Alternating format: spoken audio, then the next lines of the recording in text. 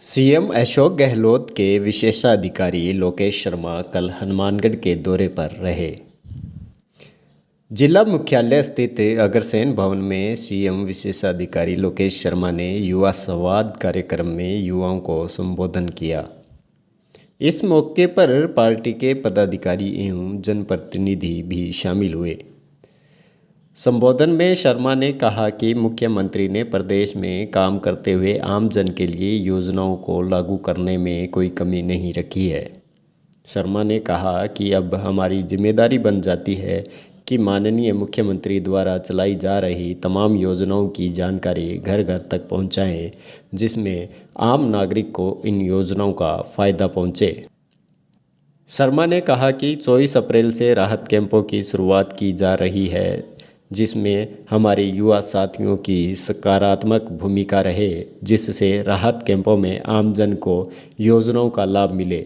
अगर हम सब मिलकर काम करेंगे तो प्रदेश में सरकार को रिपीट होने से कोई नहीं रोक पाएगा। तमाम युवा साथी और इस मंच पे बैठे हुए मेरे युवा साथी, आप सभी को मैं प्रणाम करता हूँ। मेरे लिए सबसे अगर महत्वपूर्ण है तो आप सब लोग हैं, जिनकी बदौलत हम इस प्रदेश में मक्कार वाली जो ताकतें हैं, झूठी जो ताकतें हैं, उनको हम जवाब दे पाते हैं।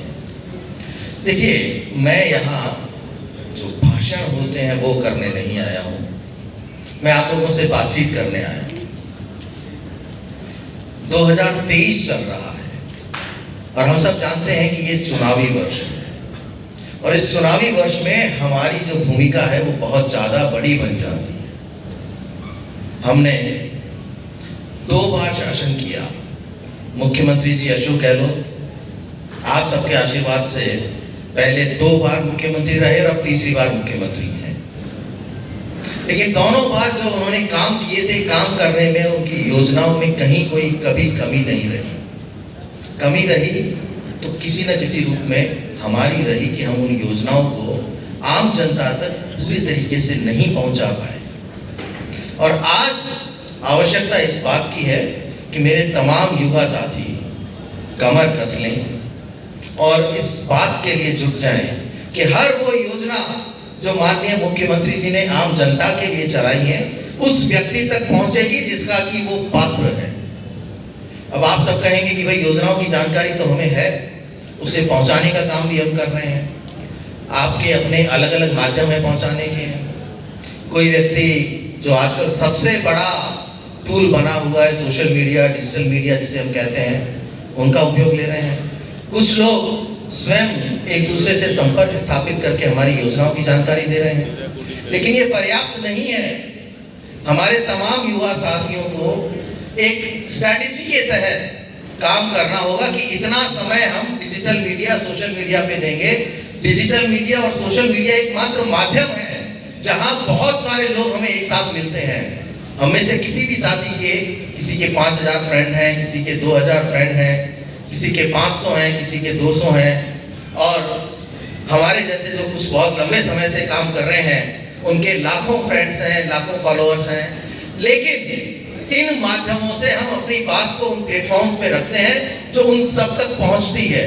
सिर्फ पहुंचना पर्याप्त नहीं है, उनको समझाना भी उतना ही आवश्यक है।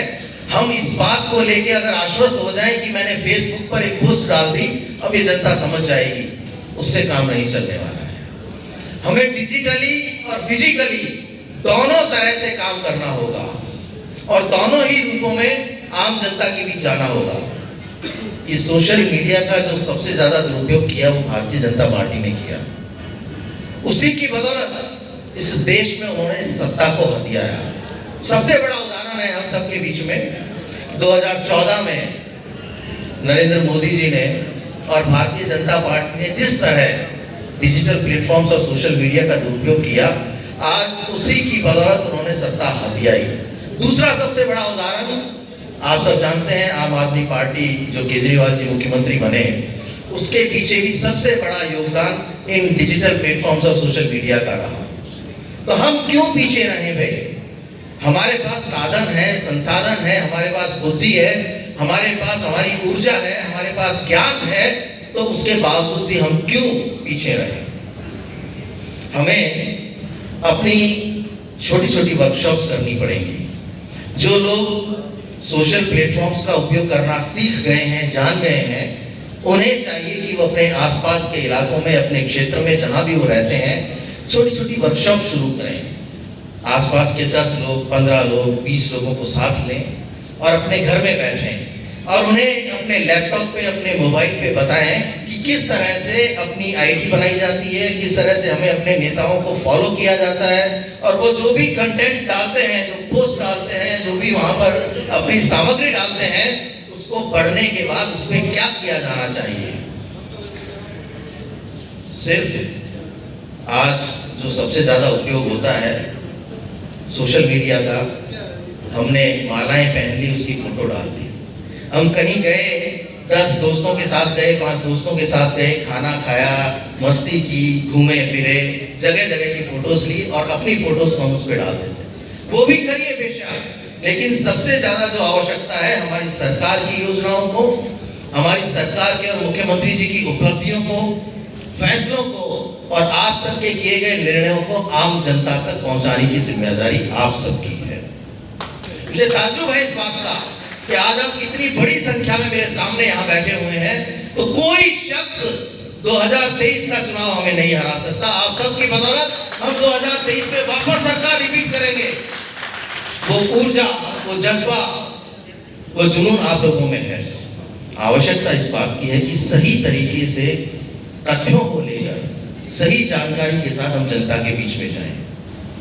आप लोगों ने बहुत बार ये महसूस किया होगा कि गांवों में, ढानियों में हमारी सरकार की जो योजनाएं चल रही हैं, उनके बारे में जो विपक्ष के लोग हैं, जो अति सक्रिय लोग हैं, वो ऐसा भ्रम फैला देते हैं कि ये तो केंद्र सरकार की भेजी हुई है, ये तो मोदी जी की भेजी हुई है।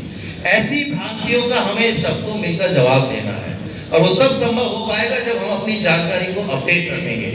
हमें भी जानकारी मिलती रहनी चाहिए। जब हम खुद उस जानकारी को अपने पास रखेंगे, तभी हम जवाब दे पाएंगे।